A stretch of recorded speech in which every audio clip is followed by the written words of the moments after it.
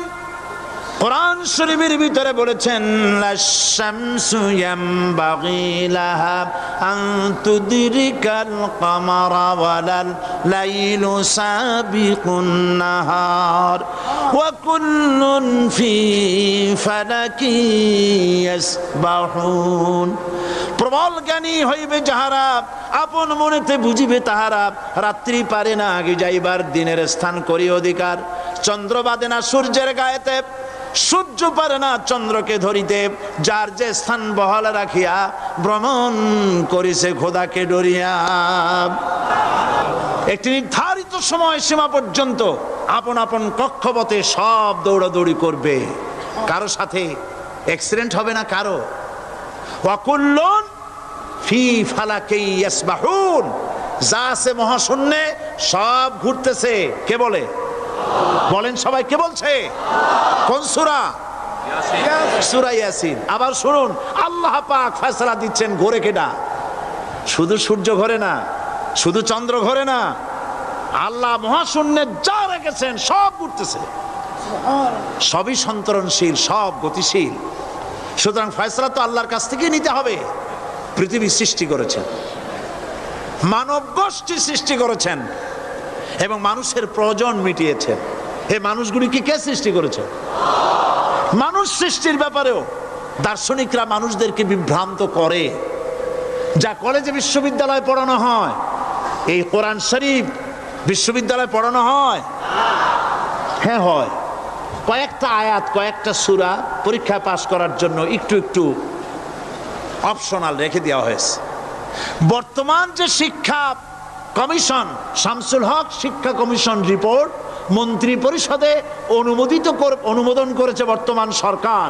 এই শিক্ষানীতিতে বলা হয়েছে ক্লাস 1 থেকে নিয়ে ক্লাস 5 পর্যন্ত ধর্মীয় শিক্ষা দিতে দেওয়া হবে না। তাহলে ক্লাস 5 পর্যন্ত যদি ধর্মীয় শিক্ষা না থাকে, তাহলে ক্লাস 6-7-এ ওঠার পর আলিফ জাওরা বাজাবর বা আনাকুম জানাকুম ছেলেরা পড়বে? মেয়েরা পড়বে? আসল উদ্দেশ্য হলো ইসলাম থেকে জাতিকে দূরে সরাবার জন্য ষড়যন্ত্র। এই সরকারের প্রণীত শিক্ষানীতি আমরা মানি না। আপনারা মানেন? যেই মাদ্রাসা মানুষের চরিত্র সৃষ্টি করে, বর্তমান সরকার সেই মাদ্রাসাগুলি একটা একটা করে ধ্বংস করার পরিকল্পনা গ্রহণ করেছে। সুতরাং আসল শিক্ষা হলো কোরআনের কাছে। আসল শিক্ষা কোথায়? কোরআনের কাছে।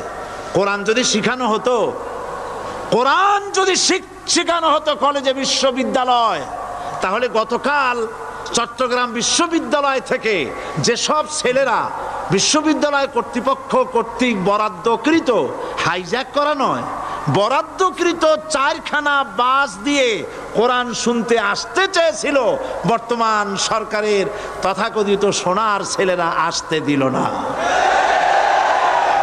কোরআন যদি তারা পড়তো, তাহলে কোরআন শরীফ শুনতে তারাও আসতো। কপাল পোড়া। জোরে বলেন কি? আরো জোরে বলেন কি? কপাল পোড়া। সব ভালো লাগে, কোরআন ভালো লাগে না। এদেরকে শিখানো হয়েছে, আরে তোমরা তো মানুষ না। বলে আমরা কি? তো তোমাদের ডারউইন বাবাজি বলে নাই, শোনো নাই? কি পড়ো টড়ো তোমরা, বুদ্ধি শুদ্ধি রাখো না। ডারউইন বলেছে, থিওরি অফ ইভলিউশনের মধ্যে বলেছেন মানুষ মানুষ না। বলে কি? মানুষ হলো বান্দর। কপাল পোড়া। কি কপালে লেখা থাকে? কাজে কামে প্রকাশ হয়ে যায়। ডারউইন বলল মানুষ মানুষ না। আল ফ্রয়েড বললেন মানুষ হলো মানুষই ঠিক, তবে মানুষ হলো সেক্স সর্বস্ব জীব। সেক্স সমস্যার সমাধান করলে মানুষের সব সমস্যার সমাধান হয়ে যাবে। কার্ল মার্কস বললেন মানুষ হলো পেট সর্বস্ব জীব, পেট সমস্যার সমাধান করে দিলে সব সমস্যা শেষ। আর ডারউইন বললেন মানুষ মানুষই না, মানুষ কি? বলে বান্দর। ওরাং ওটাং শিম্পাজি আর ব্যাং থেকে মানুষের উৎপত্তি হয়েছে। আমি যখন জীবনের প্রথম শিম্পাজি দেখলাম, ওরাং ওটাং দেখলাম, তখন আমি মনে করেছি যে ডারউইন খামোখা ভুল করে নাই। এইটা দেখেই ও মনে করেছে যে এই হচ্ছে আমার মাতামহের গোষ্ঠী। এ হলো পিতামহের গোষ্ঠী। আপনারা একটু মাথা কাটায় চিন্তা করেন, মানুষ যদি বান্দর থেকে হবে, আজও বানর ফরেস্ট এরিয়া আছে কিনা বাংলাদেশে? চিল্লায় বলেন আছে কিনা? তো মানুষ যদি বান্দর থেকেই হবে, আপনারা কি কোনোদিন দেখেছেন যে একটা বান্দরের কোমর পর্যন্ত মানুষের মতো হয়ে সারছে? আর কিছুদিন গেলেই পুরা মানুষ হয়ে যাবে, গলা পর্যন্ত মানুষের মতো হয়ে গেছে, আর কদিন গেলেই মানুষ হয়ে যাবে। দেখছেন কখনো? আচ্ছা আপনারা বলেন, পাবদা মাছ আপনারা চট্টগ্রামে কি বলেন? পাবদাই বলেন। পাবদা মাছ দেখতে কি মাছের মতো লাগে? বোয়াল মাছের মতো।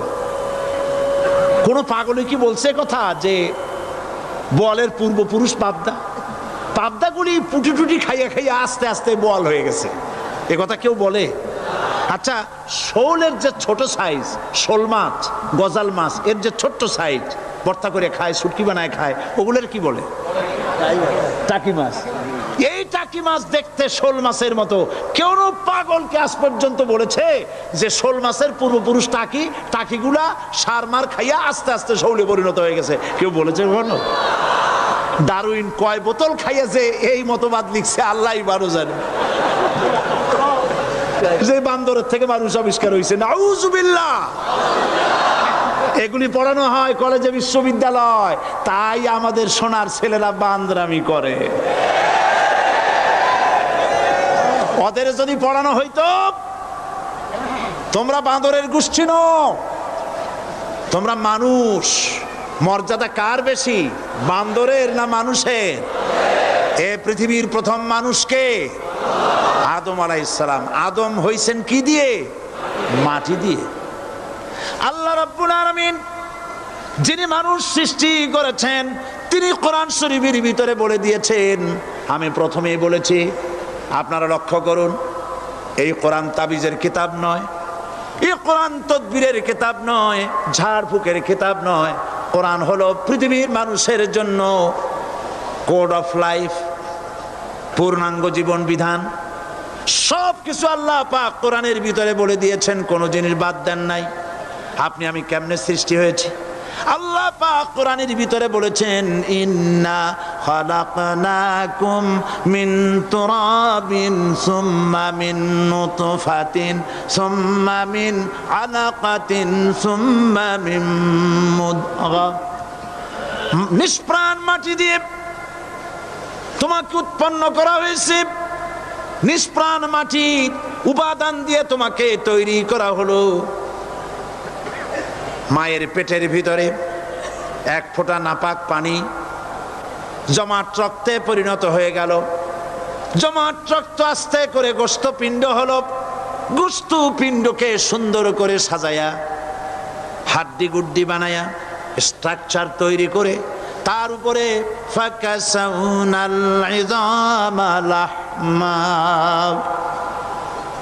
চামড়া দিয়ে গোস্ত দিয়া সাজায়া সুন্দর করে বানালাম। আল্লাহর পরিচয় শুনুন, আল্লাহ আমার কেমন আল্লাহ।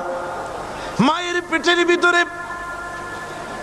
সন্তান বানায়া এরপরে যখন রূহ দেওয়া হয়েছে, ক্ষুধা লেগেছে, খাবারের প্রয়োজন হয়েছে, আল্লাহ রাব্বুল আলামিন ওই কচি বান্দা মায়ের পেটে বসে কি খাবে, সেজন্য তার মা চিন্তা করে নাই, বাবা চিন্তা করে নাই, সরকার চিন্তা করে নাই।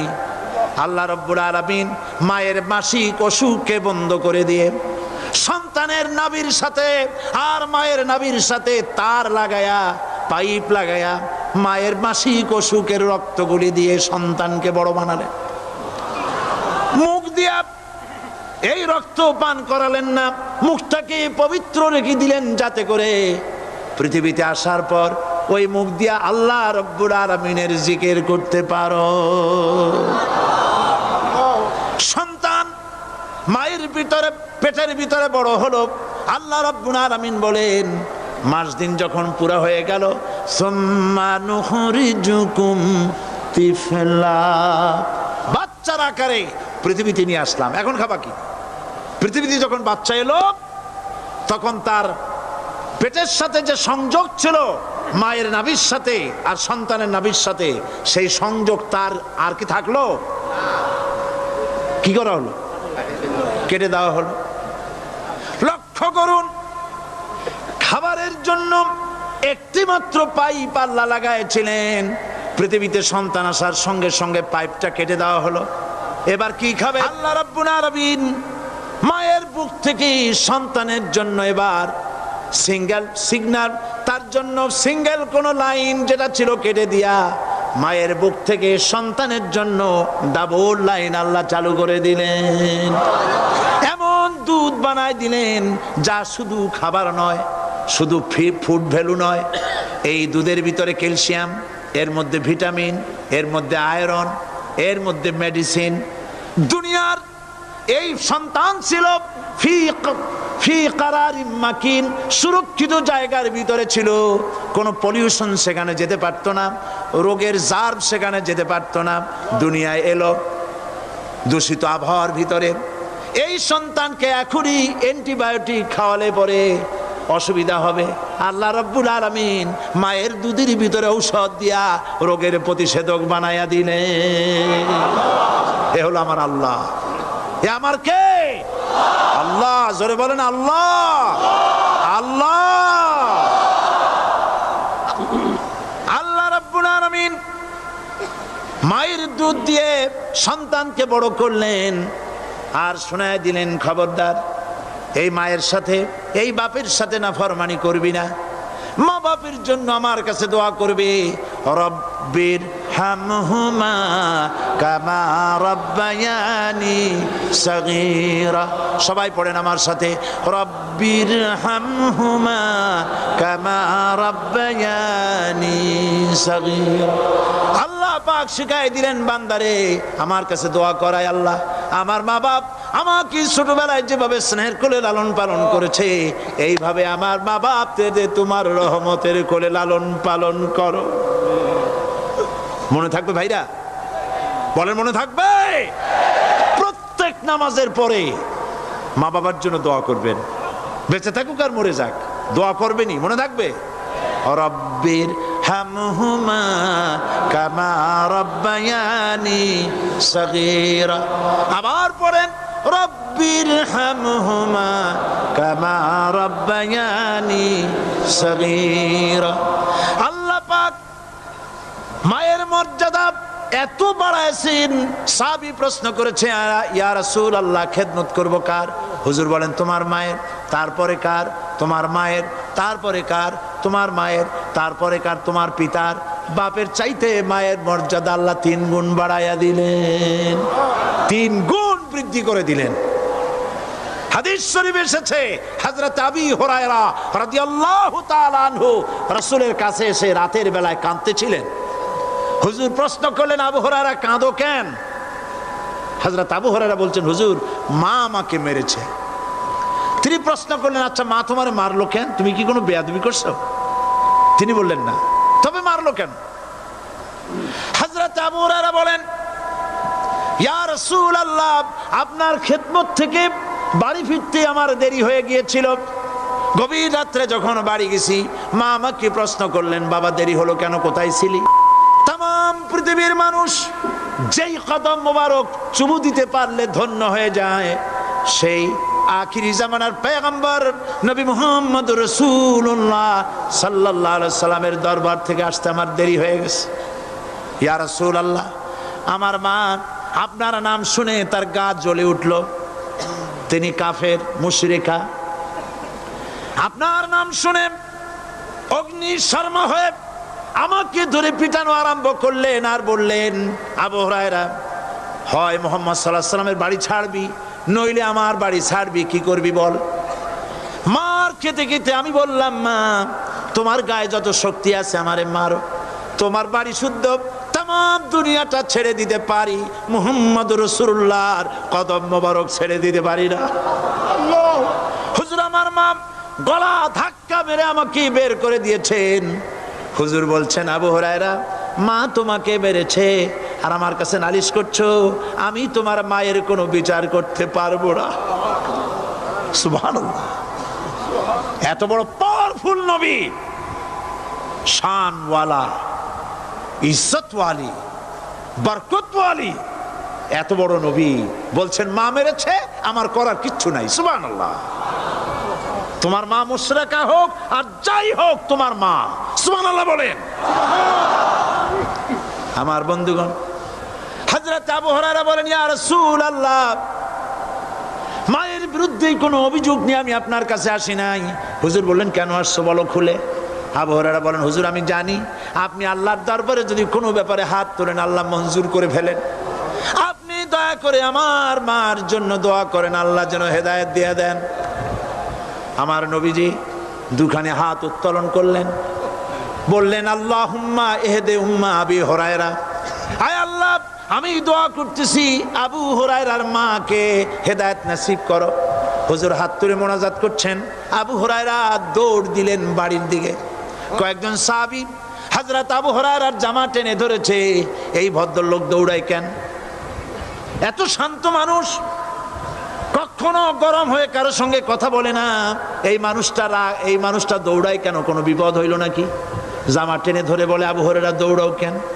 হযরত আবু হুরায়রা বলেন, জামা ছেড়ে দাও, কোনো বিপদ আমার হয় নাই, আমি দৌড়াইয়া বাড়ি যাই দেখতে চাই। আমি দৌড়াইয়া আগে বাড়ি যেতে পারলাম না, আমার নবীর দোয়া আগে আমার বাড়ি চলে গেছে, আমি এটা দেখতে চাই। হযরত আবু হুরায়রা দৌড়াতে দৌড়াতে বাড়ি চলে গেছেন। দরজায় নক করলেন, ভেতর থেকে আওয়াজ এলো, কে?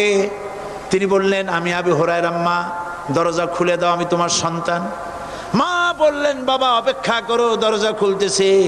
হযরত আবু হুরায়রা বলেন, মায়ের গলার আওয়াজের ভেতরে কুফরিত কর্কশতা পেলাম না, মায়ের গলার আওয়াজের ভেতরে তাওহীদের নরমিয়াত পেলাম। আমার কাছে মনে হলো আমি আবু হুরায়রা বাড়ি আসার আগে নবীজির দোয়া আল্লাহর আরশে পৌঁছে গেছে। আবু হুরায়রা বলছেন, মা আমার কিছুক্ষণ পরে ঘরের থেকে বেরিয়ে এসেছেন, আমি দেখলাম মায়ের শরীর ভিজা, মাথার চুল দিয়া পানি টপকাচ্ছে।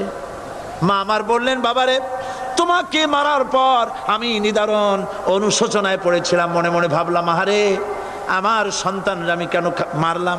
সে তো কোনো খারাপ কাজ করে নাই, কোনো খারাপ জায়গায় যায় নাই, এত ভালো মানুষ যার সম্পর্কে লোকেরা খামোখাই মিথ্যা কথা বলে, এই ভালো মানুষটার কাছে গেছে, সেজন্য আমি মারলাম কেন? বাবা গো, আমি আমার ভুল বুঝতে পেরেছি, জীবনের ভুলও ধরা পড়েছে, আমাকে জলদি করে নিয়ে চলো বিশ্ব নবীর দরবারে। হযরত আবু হুরায়রার মা রাসূলুল্লাহর খেদমতে এসে ঘোষণা করলেন, আশহাদু আল্লা ইলাহা ইল্লাল্লাহু ওয়াহদাহু লা শারীকা লাহু ওয়া আশহাদু আন্না মুহাম্মাদান আবদুহু ওয়া রাসূলুহু। আমার ভাইয়েরা, আল্লাহ রাব্বুল আলামিন মানুষ সৃষ্টি করে পৃথিবীতে পাঠায় দিলেন, খাবারের ইন্তজাম করলেন, এগুলি সব আল্লাহর পরিচয়। আল্লাহরে চেনার জন্য বড় বড় কিতাব ঘাটা লাগে না, কিসমতে যদি থাকে দুই একটা দৃষ্টান্ত যথেষ্ট হয়ে যায়। সুবহানাল্লাহ, সুবহানাল্লাহ, দুই একটা দৃষ্টান্ত যথেষ্ট। আল্লাহ পাক সমস্ত সৃষ্টি জগৎকে তৈরি করলেন, সৃষ্টি করলেন, আর তাদের খাদ্যের ব্যবস্থা করলেন। কে করেছেন খাদ্যের ব্যবস্থা? খাদ্য দেন আল্লাহ। কিন্তু অহংকারী যারা, তারা বলে দেশের বাম্পার ফলনের জন্য সমস্ত কৃতিত্ব সরকারের। বলেন আস্তাগফিরুল্লাহ, বলেন নাউজুবিল্লাহ। এদের একজন বলছিল, 3 বছর কিছু দিবার পারুম না, লোকেরা কয় আমরা না খাইয়া থাহুম, আল্লাহ কয় আমিও দেহুম, কদ্দুর পারো না খাইয়া থাকতে। ফসল কে দেন? জোরে বলেন, কে দেন? বাম্পার ফসলের ফলনের দাবি সরকার করতে পারে না, এটা কুফরি, এটা শিরক। জমিনের ফসল কে দেন?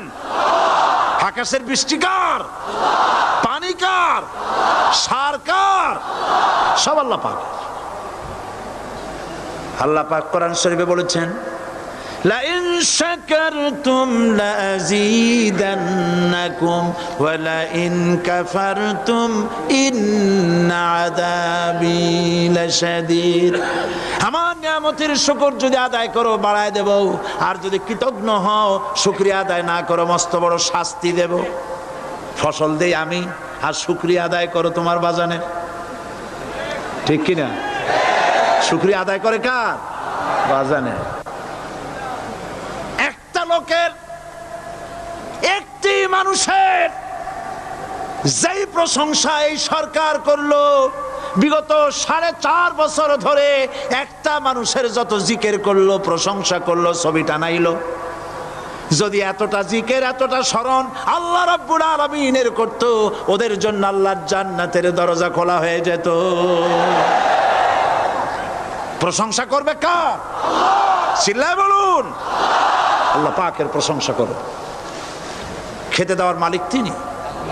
আল্লাহ পাক বলছেন আল্লাহকে, তার পরিচয় আল্লাহ তুলে ধরেছেন, ওয়ামা মিন দাব্বাতিন ফিল আরদি ইল্লা আলাল্লাহি রিজকুহা। এই পৃথিবীর ভিতরে এমন কোন বিচরণশীল জীব নাই যার রিস্কের দায়িত্ব আমি আল্লাহ গ্রহণ করি নাই। সুবহানাল্লাহ বলবেন না? রিস্কের দায়িত্ব কার হাতে? আচ্ছা দেখুন তো, পৃথিবীর সমস্ত সরকারের কাছে বিভিন্ন মন্ত্রণালয় আছে না? খাদ্য মন্ত্রণালয় বলে কোনো মন্ত্রণালয় আছে কিনা? আছে। খালি কয় খামু আর খামু। খাদ্য মন্ত্রণালয় আছে, থাকার পরেও মানুষ না খাইয়া মরে, ঠিক কিনা? এবার একটু তাকান তো, জ্ঞানের চক্ষু দিয়া তাকান। ফরেস্ট এরিয়া বাঘ আছে কিনা? নাই। সিংহ আছে কিনা? গন্ডার আছে কিনা? হাতি আছে কিনা? বিশাল বিশাল প্রাণী আছে কিনা? জঙ্গলে ছোট্ট প্রাণী থেকে পোকা থেকে শুরু করে গন্ডার পর্যন্ত, টুনটুনি পাখি দিয়ে শুরু করে ঈগল পাখি পর্যন্ত, নদীর ভিতরে ছোট্ট চুনু পুঁটি থেকে শুরু করে তিমি মাছ পর্যন্ত। প্রাণী তত্ত্ববিদরা বলেছেন সমুদ্রের ভিতরে এমন এমন বড় বড় তিমি আছে যে একটা তিমির ওজন 5000 টন পর্যন্ত হয়ে যায়। 5000 টন তিমিটার ওজন। এর যখন বাচ্চা হয় তখন বাচ্চার দৈনিক দুধ লাগে 50 থেকে 60 মণ পর্যন্ত। কে ব্যবস্থা করে? রুহান ফেরেশতা। তো ওর মা যেমন বাচ্চা তো সেরকম হবে, ঠিক কিনা? কে দেয় খাবার? এবার দেখেন তো, আপনার দেশের এই জঙ্গলে কত হাতি আছে। হাতিরা মিছিল করে আসছে যে আল্লাহ আমাদের এখন আর খাইতে যেতে দিতে পারে না, বাংলাদেশের গভর্নমেন্ট কিছু দাও। আসছে না, খাইয়া ক্ষুধার জ্বালায় হাতি মরেছে, বাঘ মরেছে, সিংহ মরেছে। এর কোনো দৃষ্টান্ত আছে? ক্ষুধার জ্বালায় আকাশের উড়ন্ত পাখিরা ছটফট করে মারা গেছে, দৃষ্টান্ত আছে? নদীর মাছেরা ক্ষুধার জ্বালায় ভেসে উঠেছে, না খাইয়া মরে গেছে, দৃষ্টান্ত আছে? মহান আল্লাহ রাব্বুল আলামিন কোরআন শরীফের ভিতরে বলেছেন অনেক প্রাণী এমন আছে যারা তাদের খাদ্যকে সঞ্চয় করে না, খাদ্যকে জমা করে না, আহরণ করে না। সকালবেলায় একটা খাবার খেলো, দুপুরে কি খাবে তার জানা নাই। শকুন পৃথিবীর মাটি থেকে 3 মাইল উপরে ওড়ে, তার চোখকে আল্লাহ পাক এত তীক্ষ্ণ বানিয়ে দিয়েছেন। এই চট্টগ্রামের কোথায় মরা গরু আছে 3 মাইল উপর দিয়ে দেখতে পায়? সুবহানাল্লাহ করতে ইচ্ছা করে না। এই প্রাণীগুলি খাবারগুলি কোনো গভর্নমেন্ট জোগাড় করে রাখে নাই। আল্লাহ পাক বলেন সবার খাবার আমি দেই। সকালবেলায় সমস্ত প্রাণীগুলি, মহাশূন্যে পাখি, পানির ভিতরে মৎস্যরাজি, জঙ্গলের ভিতরে হিংস্র প্রাণী, পোকামাকড় থেকে শুরু করে সবগুলো খালি পেটে সব বেরিয়ে যায়, কারো কোনো খাবারের মজুদ নাই। সন্ধ্যা হতে না হতে সমস্ত প্রাণীগুলির পেট ভরাইয়া আমি আবার যার যার ঘরে বেরায় দেই। ওয়ামা মিন দাব্বাতিন ফিল আরদি ইল্লা আলাল্লাহি রিজকুহা। সমস্ত প্রাণীর রিজকের দায়িত্ব আমি আল্লাহর হাতে। কে দেয় রিজেক? জোরে বলুন, কে দেন? আল্লাহ পাক। কি খাবেন সব আল্লাহ জোগাড় করে দিয়েছেন। তরি তরকারি জোগাড় করেছেন, মাছ জোগাড় করেছেন, চাউল দিয়েছেন, খাবার দিয়েছেন, গোশত দিয়েছেন, সব দিয়ে দিয়েছেন। আল্লাহ রাব্বুল আলামিন সমস্ত জিনিস দিয়ে মানুষকে আল্লাহ পাক তার জন্য আল্লাহ সব করেছেন। খালাকালাকুম মা ফিল আরদি জামিআ। এই পৃথিবীতে যা তৈরি করেছে সব তোমার জন্য। এ হচ্ছে আমার আল্লাহ। এ হচ্ছে আমার কে? আল্লাহ। সে আল্লাহ পাক বলছেন, আল্লাহর পরিচয়, তিনি স্রষ্টা, তিনি রিজেক দাতা। এবার আইনদাতা কে? আইনদাতা কে? আরো জোরে বলুন। আইনদাতা আল্লাহ হচ্ছে আল্লাহর পরিচয়। ইনিল হুকমু ইল্লা লিল্লাহ আলা লাহুল খালকু ওয়াল আমর। সৃষ্টি যার, আইন চলবে তার। আমার দেশে আল্লাহর আইন চলছে? আমাদের দেশের কল কারখানা, ক্ষেত খামার, অফিস আদালত আল্লাহর আইন অনুযায়ী চলে? চলে না। বরং আল্লাহর আইনকে মুছে ফেলার জন্য, নিজেদের আইন সৃষ্টি করার জন্য প্রচেষ্টা চালানো হচ্ছে। আল্লাহর আইন মানুষের জন্য সব থেকে বেশি উপযোগী, কারণ সৃষ্টি করেছেন কে? বলেন, কে করেছেন? আল্লাহ। প্রত্যেকটি মেশিন আপনি যা কিনবেন, রেডিও হোক, টিভি হোক, যে কোনো যন্ত্র হোক, গাড়ি হোক, তার সাথে একটা লিটারেচার, একটা বই তার সঙ্গে দিয়ে দেওয়া হয়। ওই বইয়ের মধ্যে লেখা থাকে এটা কিভাবে চালানো হবে, অপারেট করা হবে, তার সিস্টেম লেখা থাকে। আপনার ইচ্ছা মতো চালাইলে হবে না। এই মানব গোষ্ঠীকে সৃষ্টি করেছেন। এখন আপনি যদি আপনার আইন মতো চালান, তা কি চলবে? চলবে না। আপনি আপনার আইন মতো চালাচ্ছেন, ভালোভাবে চলতেছে? চলতেছে না। স্বরাষ্ট্রমন্ত্রী বলতেছেন সন্ত্রাসীদেরকে মাটির তলা থেকে খুঁজে বের করা হবে, কিন্তু নাকের উপর দিয়া ব্রিফকেস চুরি হয়ে যায়, উনি তা ধরতে পারেন না। এই হলো আইন। অনাবরত খুন হচ্ছে, অনাবরত সন্ত্রাসী তৎপরতা চলছে। আর ওনারা বলছেন আগের থেকে এগুলি চলে আসছে, একজনের খুনের বিচার না হইলে এরকম খুন তো হইতেই থাকবে। তাহলে খুনকে, হত্যাকে, সন্ত্রাসকে সরকার জাস্টিফাইড করছেন। নাউজুবিল্লাহি মিন যালিক। এই জন্য আইন হতে হবে আল্লাহর। আইন হতে হবে কার? চিল্লায় বলেন, আল্লাহ পাকের আইন হতে হবে। আমি একদিন পার্লামেন্টে বলেছিলাম,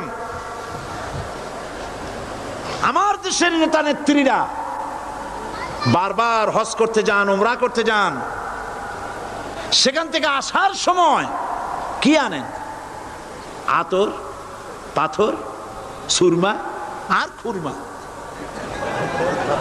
এই কিছু নিয়ে আসলেন। কিন্তু আমি বলেছি, আপনারা কি কিছু চোখে দেখেন না? পার্লামেন্টে এইভাবে বক্তৃতা করেছে, কিছু চোখে দেখেন না? আমি প্রশ্ন করে আমি আবার জবাব দিচ্ছি, আপনারা যারা হজ করতে যান, উমরা করতে যান, হজের কথাই ধরি, এই হজ করতে যখন যান তখন মুজদালিফায় একটা রাত কাটাইতে হয়। সেটা কোন দিন? ইয়ৌমে আরাফার পরের দিন।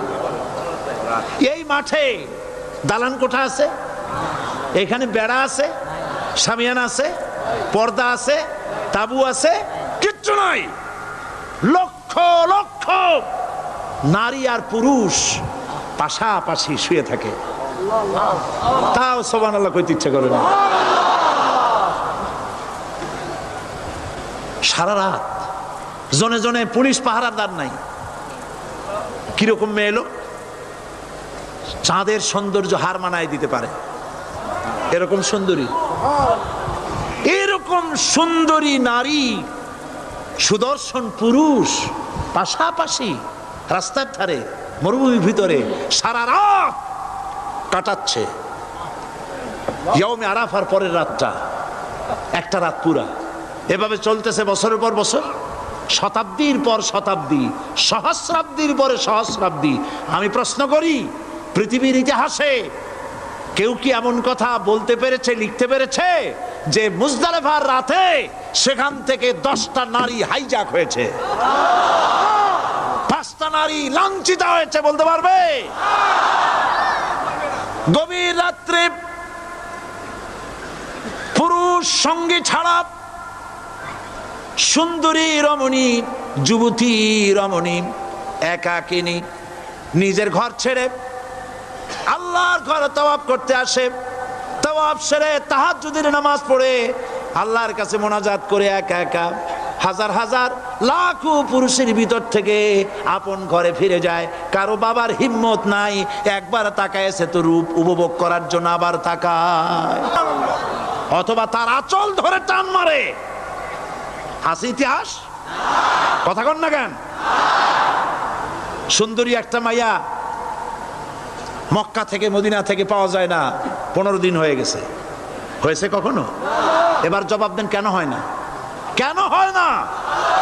আমার দেশের মেয়েরা রাস্তা দিয়ে হাঁটতে পারে না। হাই স্কুল মেয়েদের, হাই স্কুল মেয়েদের কলেজ যখন ছুটি হয়, তথাকথিত সোনার ছেলেরা গেটের সামনে এতিমের মতো কাড়ায় থাকে। অনবরত হাইজ্যাক হচ্ছে, ধর্ষণের সেঞ্চুরি হচ্ছে। আর ওখানে হয় না কেন? ওখানে হয় না এই কারণে, এই কোরআনের আইন আল্লাহ রাব্বুল আলামিন যে আইন দিয়েছেন, ওখানে আইন বলবৎ আছে। আছে নাকি? আছে কিনা?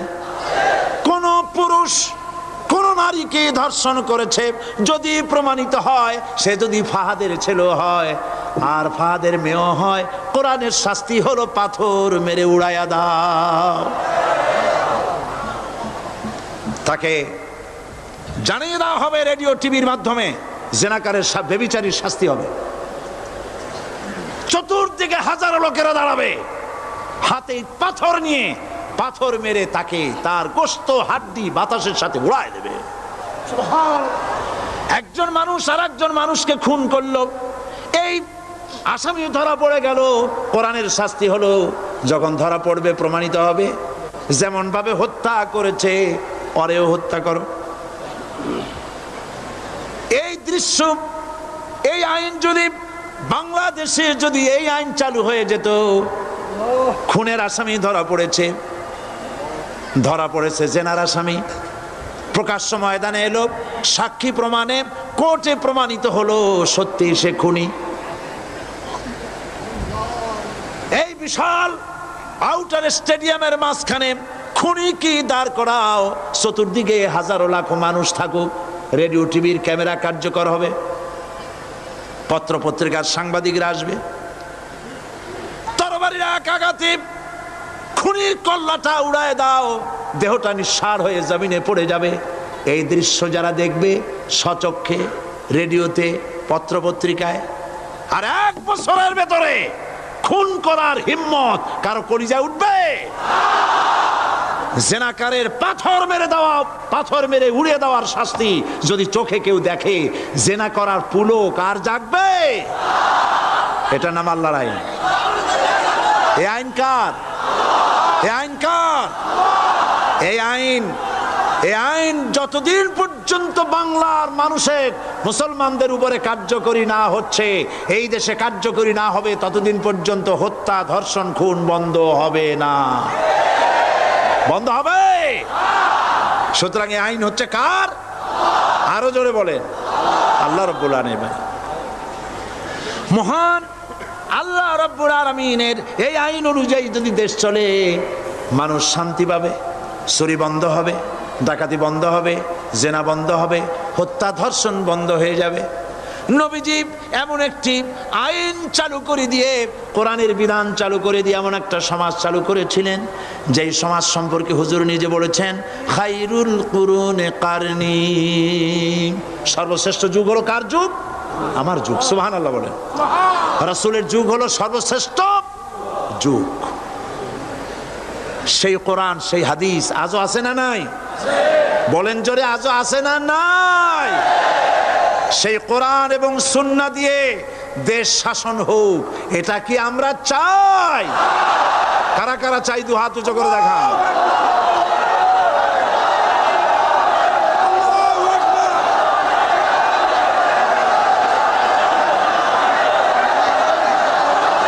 আরে ভাই আপনারা দাঁড়ায় গেলেন কেন? বসেন বসেন। আমি তো একটা স্লোগান দিতে বললাম, হাত দেখতে চাইছি আমি, মাথা দেখতে চাই নাই। এই সুযোগে কোমরটা সোজা করে নিলেন। আচ্ছা বসেন, আর মহব্বতের সাথে জিকির করেন লা ইলাহা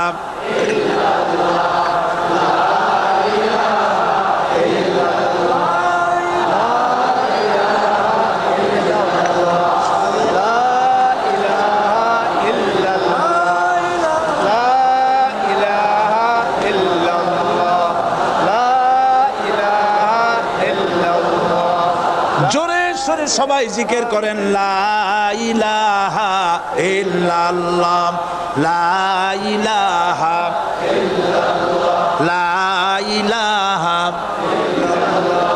লা ইলাহা ইল্লাল্লাহু মুহাম্মাদুর রাসূলুল্লাহ।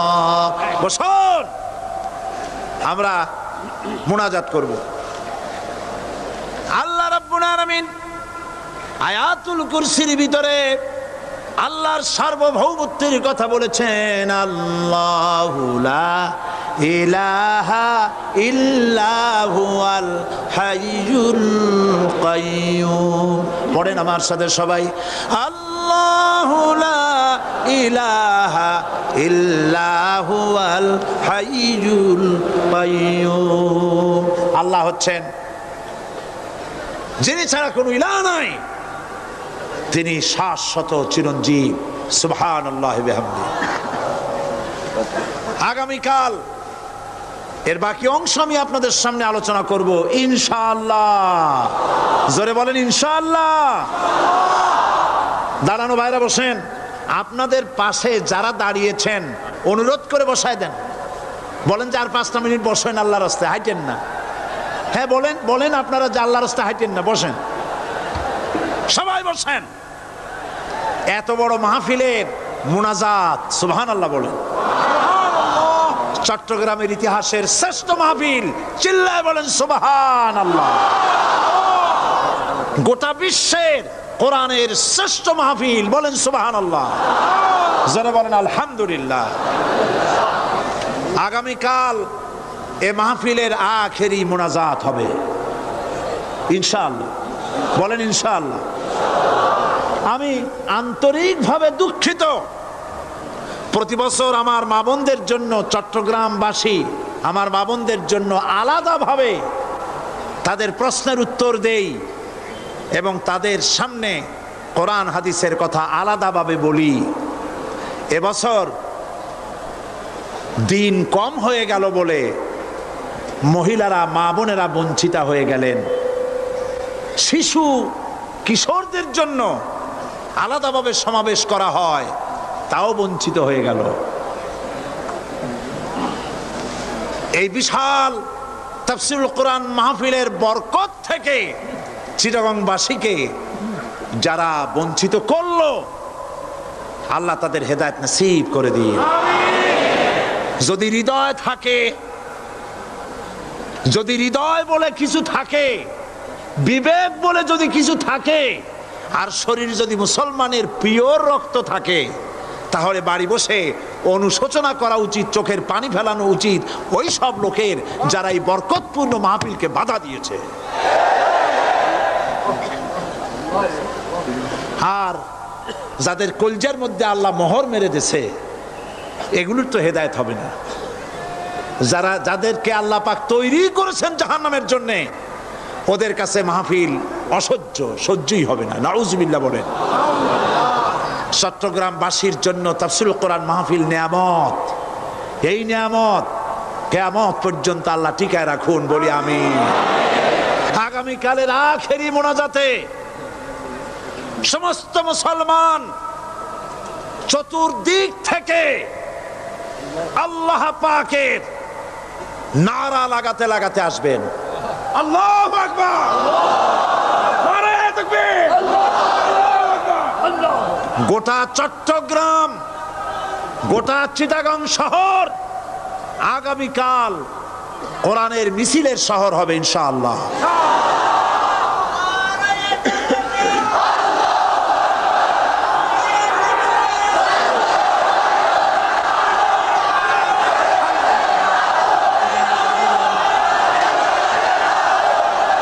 সকল ধন এবং সম্পদের মূল মালিক হচ্ছেন আল্লাহ পাক।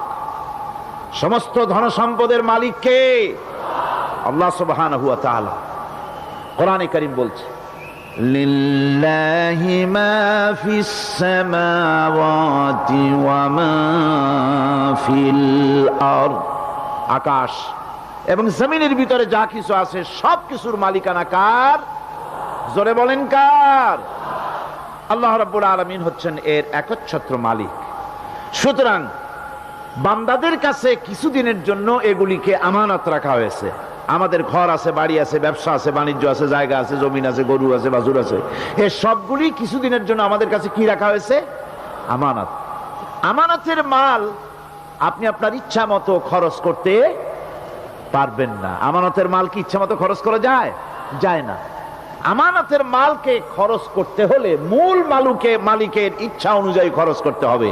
মূল মালিককে আল্লাহ রাব্বুল আলামিন বলছেন, ইন্নাল্লাহা ইশতারা মিনাল মুমিনিনা আনফুসাহুম ওয়া আমওয়ালাহুম বিআন্না লাহুমুল জান্নাহ। আমি আমার মুমিনের জান এবং মালকে খরিদ করে নিয়েছি, বিনিময় জান্নাত দিয়ে দিয়েছি। তোমার কাছে যে জান আছে, মাল আছে, এটা তোমার নয়, এটা আমার আমানত তোমার কাছে। সুতরাং এই আমানত খরচ করতে হবে মূল মালিকের ইচ্ছা অনুযায়ী। সমাজের এক শ্রেণীর লোক প্রচুর বিত্তের মালিক হবে,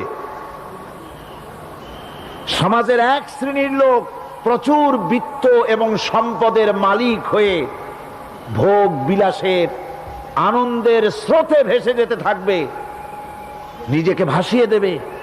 আর এক শ্রেণীর লোক অনাহারে অর্ধাহারে কষ্ট করবে। এ বিধান ইসলামের নয়।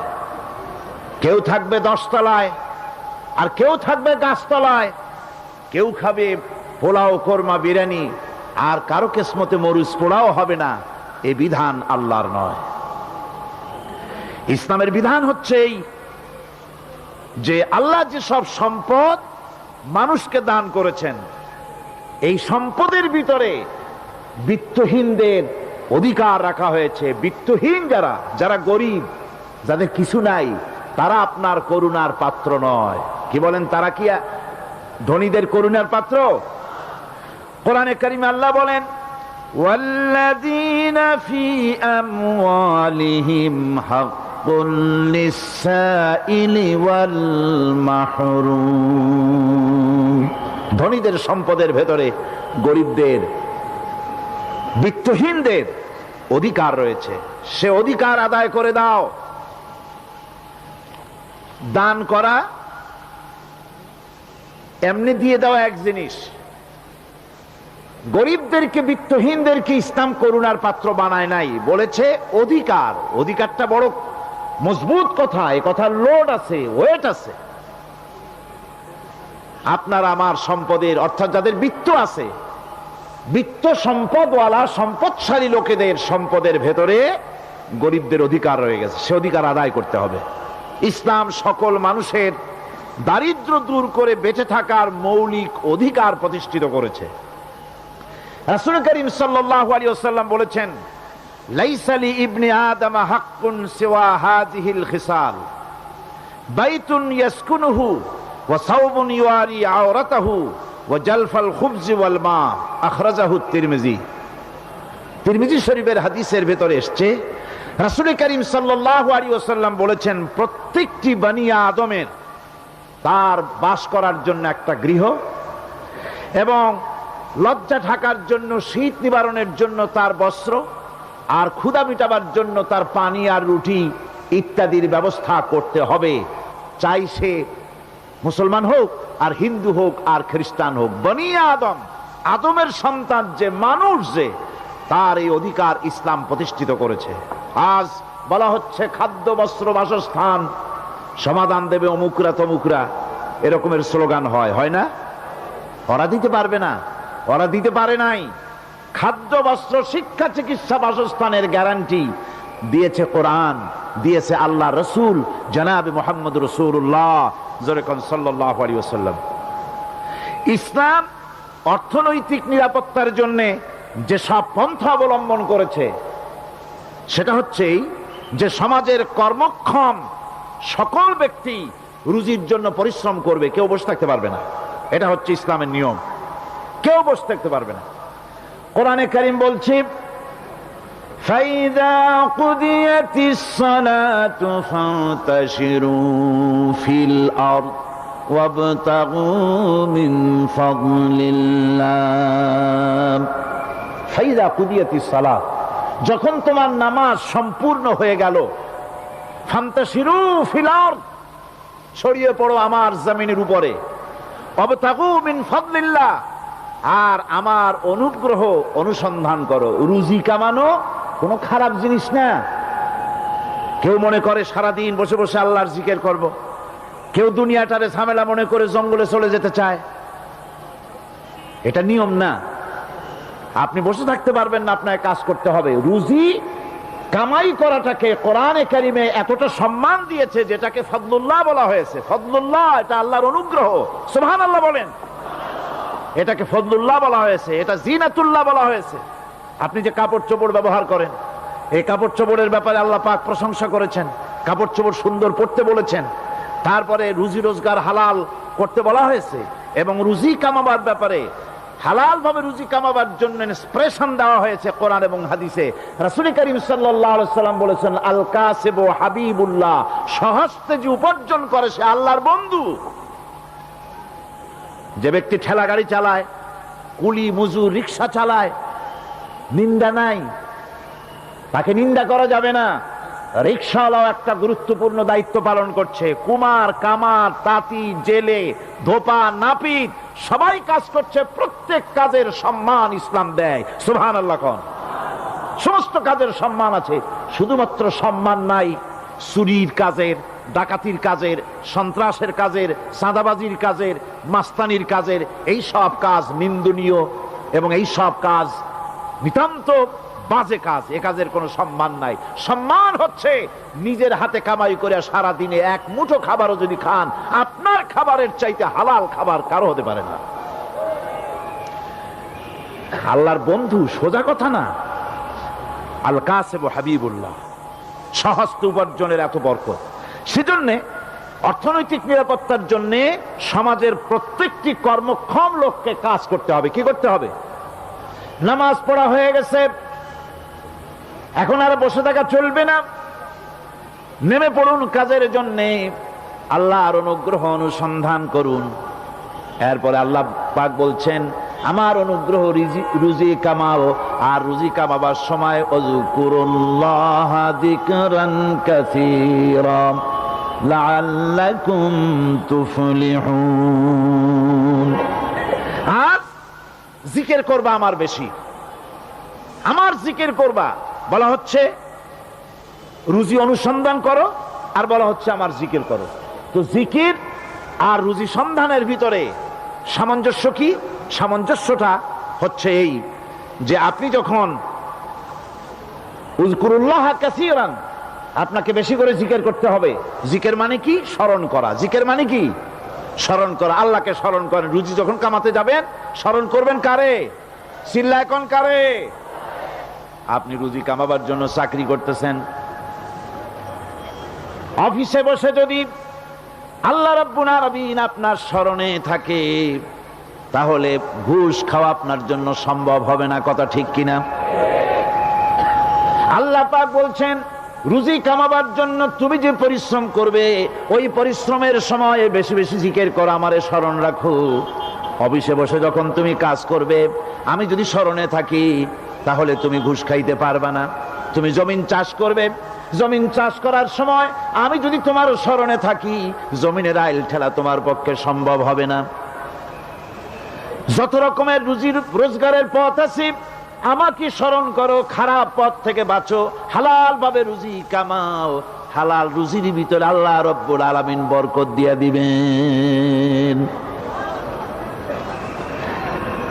আর কাজ করার জন্য বলা হয়েছে, রাসূল করিম সাল্লাল্লাহু আলাইহি ওয়াসাল্লাম বলেছেন, ইজা সাল্লাইতুমুল ফাজরা ফালা তানুমু আন তালবি আরযাকিকুম। ফজর